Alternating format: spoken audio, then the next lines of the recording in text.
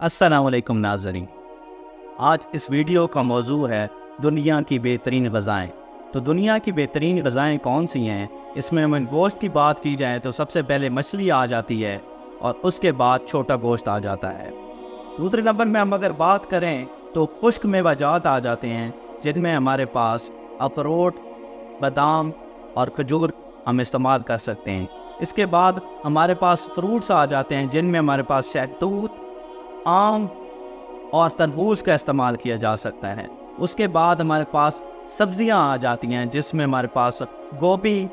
بند گوبھی اور پالک کا استعمال کیا جا سکتا ہے، اور اس کے بعد کریلا بھی آپ استعمال کر سکتے ہیں۔ اس کے بعد ہمارے پاس اگر آپ کو گھٹنوں کا یا جوڑوں کا درد بہت زیادہ ہے تو آپ